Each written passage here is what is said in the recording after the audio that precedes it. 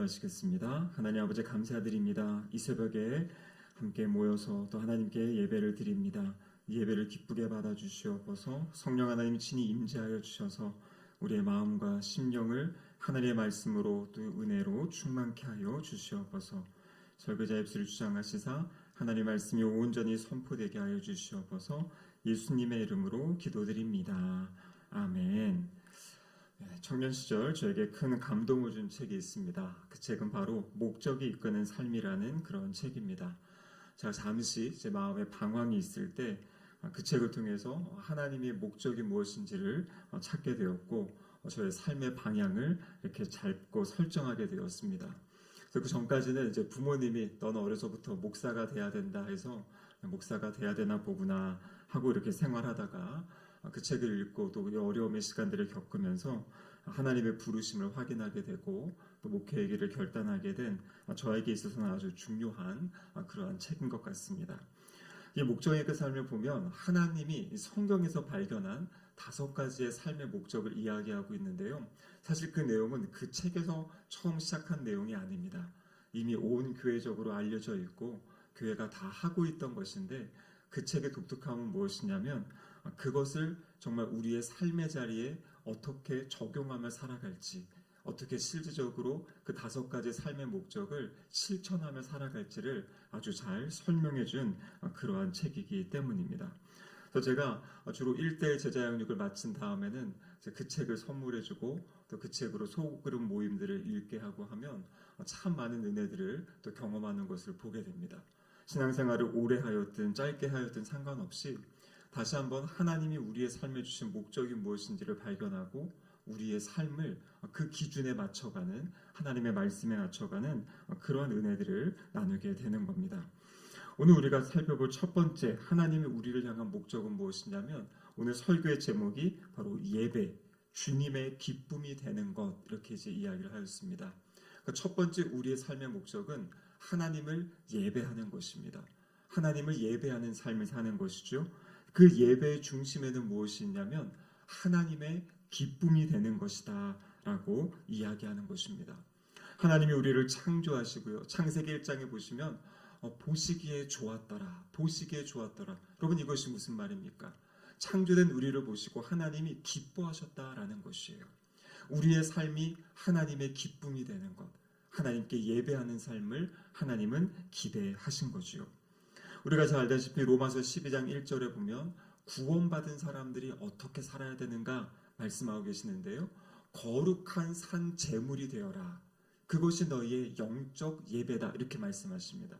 근데 바로 그 거룩한 산 제물이 되어라 앞에 보면 뭐라고 되어 있냐면 하나님이 기뻐하시는 거룩한 산 제물이 되어라. 그러니까 우리가 하나님을 예배하는 삶, 하나님께 우리의 삶을 드리는 삶을 사는데 그 전제가 무엇이냐면 하나님이 기뻐하시는, 내가 드리는 예배가 하나님이 기뻐하시는 예배인지 정말 하나님이 영광 받으시는 예배인지 그것을 생각할 것을 이야기하고 있습니다. 우리 말 가운데 아이들은 태어나서 3살까지 평생 할 효도를 다한다 이런 말이 있어요. 그럼 무슨 말입니까? 이 3살 이전까지 아이의 모습을 보면요, 아이들이 웃는 모습이라든지 잠자는 모습, 때로는 투정 부리는 그 모습까지도 너무나 이쁘고 귀엽지 않습니까? 우리의 자녀들뿐만 아니라 손주들의 모습을 보시면 우리 손주들을 보시는 우리 할머니 할아버지의 모습은 정말 그 아이들을 바라보는 것만으로도 그 사랑과 그것이 흘러가는 것을 보게 되는 거거든요. 바로 그 아이들의 그 모습, 그냥 엄마, 아빠, 할머니, 할아버지를 부르는 것만 해도 할머니, 할아버지, 엄마, 아빠의 마음에는 기쁨이 넘친다라는 것입니다. 여러분, 하나님과 우리와의 관계는 바로 부모와 자녀의 관계라고 성경은 말씀하고 계시죠. 하나님이 언제 기뻐하십니까? 하나님이 우리에게 역사하실 때, 우리가 하나님의 사랑을 누리고 하나님을 기뻐하며 감격할 때 하나님은 기뻐하신다라는 것이에요. 하나님의 사랑에 반응하고 하나님의 그 사랑에 응답할 때 하나님은 기뻐하시고 좋아하십니다. 그래서 예배는 무엇이냐면 그 하나님의 사랑을 우리가 누리고요.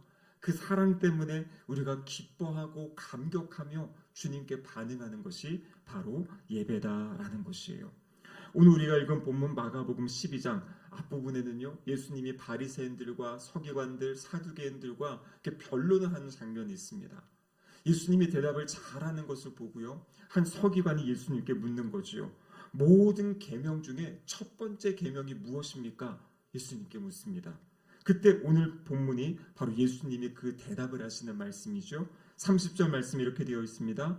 내 마음을 다하고 목숨을 다하고 뜻을 다하고 힘을 다하여 주 너의 하나님을 사랑하라.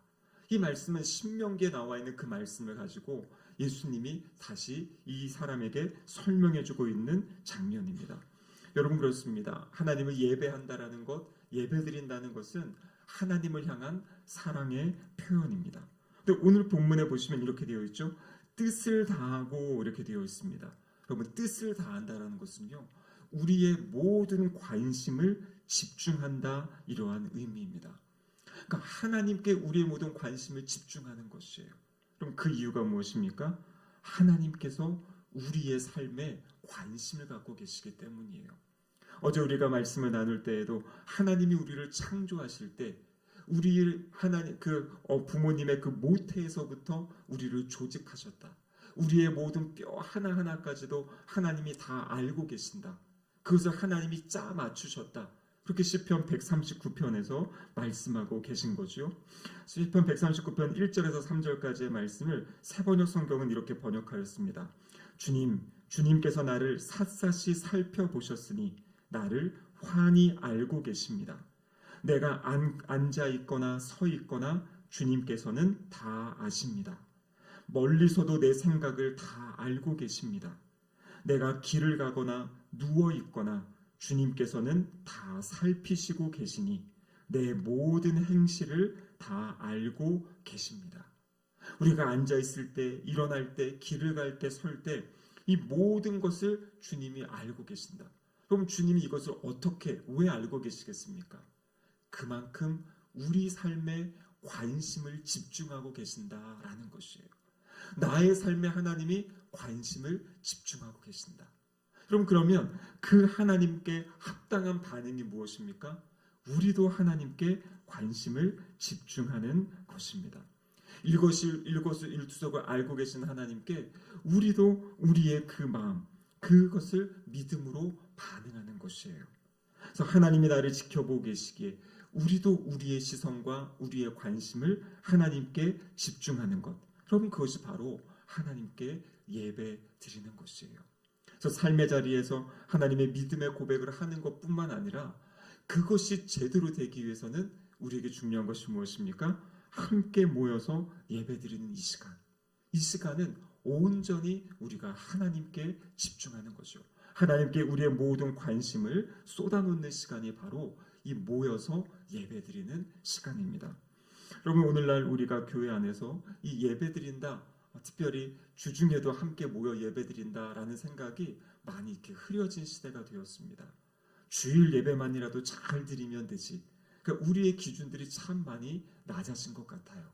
예전에는 새벽에도 모여 예배드리고 수요일, 금요일 그 모든 예배가 내가 드려야 되는 예배다. 내가 참석해야 되는 예배다라는 생각이 있었는데요. 요즘에는 많이 바쁘다라는 어떤 그런 이유 때문에 또 여러 가지 상황 때문에 그 예배의 자리를 참 소홀히 하는 경향들이 있는 것 같습니다. 그런데 여러분, 제가 이제 새해가 시작돼서 저도 이제 창세기부터 다시 성경 통독을 이렇게 시작하고 있는데요. 여러분, 창세기 읽어보시면 예배의 삶을 삽니다. 가인과 아벨이 하나님께 예배드리고요. 에노스가 하나님의 여호와의 이름을 부르게 되고요. 노아가 방주에서 나오고 가장 먼저 한 것이 제단을 쌓습니다.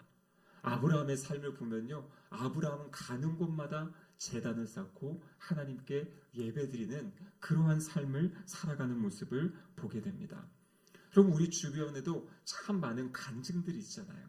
내가 가장 힘들고 어려울 때 하나님께 나와 예배드리는 그 예배를 지켰을 때 하나님이 나의 삶을 살려주셨다. 나의 삶을 지켜주셨다. 아마 여기 계신 우리 성도님들도 그런 경험들 많이 있으셨을 겁니다. 여러분, 근데 중요한 것은 무엇이냐면요, 우리의 삶의 중요한 목적, 첫 번째 목적이 무엇이냐면 하나님을 예배하는 삶을 사는 것이다 라고 말씀하고 계세요. 하나님께 예배드리는 삶. 2026년 한 해에는 다시 이 예배의 자리를 회복하시면 좋을 것 같습니다. 내가 지금까지 한 번 예배 자리에 참여했다면 한 번을 더 해보시는 그 도전 한번 해보시기 바래요. 그래서 나의 삶에 내가 다른 어떤 삶을 통해서도 하나님께 영광 돌리지만 하나님, 제가 하나님께 나와 예배드리는 그 시간을 통해 하나님을 높여드리고 하나님께 하나님의 그 기쁨이 되기를 원합니다. 그러한 마음을 가지고 함께 모여 예배드리는 2020년 한 해가 되시기를 주님의 이름으로 축복합니다. 두 번째로 오늘 말씀해 보시면은요, 마음을 다하고 목숨을 다한다 이렇게 되어 있습니다. 어떤 뜻을 다한다면서 예배 자리에 함께 모이는 것이라면요, 마음을 다하고 목숨을 다한다라는 것은 그 모였을 때 우리의 애정과 사랑을 다 표현한다라는 것이에요. 여러분, 예배 자리에 많이 참여하는 것뿐만 아니라 어떠한 마음으로 어떠한 태도로 그 예배를 드리는가 참 중요하지 않겠습니까? 그래서 오늘 본문의 말씀은 마음을 다하고 목숨을 다한다. 하나님은 어떤 분이시냐면요, 출애굽기 34장 14절에 보면 너는 다른 신에게 절하지 말라, 여호와는 질투라 이름하는 질투의 하나님이라. 우리 하나님이 질투하시는 하나님이시래요.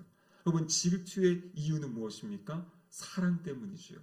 하나님이 우리를 너무나 뜨겁게 열정적으로 사랑하시는데 우리가 하나님이 아닌 다른 것에 마음에 빼앗기고 다른 것을 바라볼 때 그때 하나님이 우리를 향해 질투하신다 이렇게 말씀하고 계신 거예요.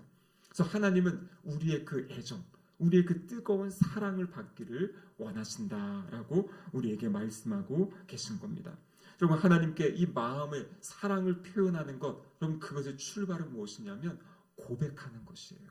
끊임없이 하나님께 감사의 고백을 하고 사랑의 고백을 하는 것입니다. 많은 사람들이 힘들고 어려울 때 어떻게 합니까? 사람들은요, 막 어머니를 부르고 아버지를 부르기도 하고요. 아니면 어떠한 그 욕을 하면서 자신의 감정들을 막 쏟아내는 경우들이 있어요. 근데 여러분, 우리는 어떻게 하는 것이에요? 그 힘들고 어려운 상황들, 아니면 나의 그 마음의 이것들을 끊임없이 하나님께 감사로, 사랑으로 표현하는 것입니다. 그리고 우리는요, 막연히 없는 어떤 공간이 아니라 언제나 우리와 함께 하신다 약속하신 그 하나님께 우리의 마음을 쏟아내는 것이에요. 여러분, 사람들과의 관계도 언제 친밀해지고 가까워집니까? 자꾸 만나서 이야기하고 교제하고 식사하고 그럴 때 가까워지는 거잖아요. 하나님과의 관계도 마찬가지입니다. 함께 모여서 예배드릴 때 우리의 마음, 우리의 중심을 하나님께 쏟아놓는 것뿐만 아니라 우리의 삶의 자리에서도 끊임없이 하나님과 대화하고 하나님께 이야기하는 삶. 하나님, 너무나 감사합니다. 저 지금 너무나 기쁩니다. 이러한 일들이 있어서 너무나 좋습니다. 하나님, 근데 지금 너무 제 마음이 아픕니다. 너무 화가 납니다. 너무 짜증이 나고 힘이 들어요. 하나님, 이 마음을 하나님 만져주세요. 하나님이 받아주시고 회복시켜주세요. 그러면서 끊임없이 우리가 삶의 자리에서도 하나님께 그렇게 고백하고 또 예배 자리에 나와서도 예배의 처음부터 끝까지 하나님께 그 모든 우리의 마음을 쏟아놓는, 우리의 마음을 하나님께 드리는 그러한 예배를 드릴 때 하나님이 그 예배를 기쁘게 받아주신다 말씀하고 계세요. 마지막으로 세 번째, 오늘 본문에 보시면 힘을 다한다 이렇게 되어 있습니다. 여러분, 힘을 다한다는 것은요, 나의 능력을 다하는 것이에요. 하나님께 예배한다는 것은 쉽게 되는 것이 아닙니다. 예배 자리에 나온다는 것은 나의 어떠한 삶의 자리를 포기하고 예배를 선택하는 거죠. 모든 것을 다 하며 살 수는 없잖아요. 근데 내가 소중하게 여기고 생각하는 것을 포기하고 특별히 예배당에 나온다는 것은 오가는 어떤 시간도 들어가고요. 나의 몸을 사용해야 되고 또 이 모든 것들을 드리는 거죠. 그것이 바로 힘을 다하여 하나님을 예배한다라는 것입니다. 그래서 하나님께 나의 사랑의 표현, 나의 그 마음의 표현, 간절함의 표현을 올려드리는 것이 바로 주님께 드리는 예배다라는 것이에요. 골로새서 3장 23절에 보면요, 무슨 일을 하든지 마음을 다하여 주께 하듯 하고 사람에게 하듯 하지 말라. 그래서 함께 모여서 하나님께 그 모든 하나님의 그 사랑을 표현하고 애정을 표현하는 것뿐만 아니라 우리의 삶의 자리에서도 우리의 힘을 다하고 우리의 능력을 다하여서 하나님을 예배하는 삶, 그것을 살아가는 것이 하나님이 우리를 세우신 삶의 이유이고 목적이다라는 것입니다. 내가 뭘 해야 될지 모르겠다라고 생각할 때 여러분, 가장 먼저 회복해야 될 것은 예배의 자리를 회복하는 것이에요. 예배 가운데 하나님이 우리의 삶의 방향을 인도해 주십니다. 내가 무엇을 해야 될지, 어떻게 살아가야 될지 예배를 통해 하나님이 우리에게 말씀해 주시고 인도해 주실 줄로 믿습니다.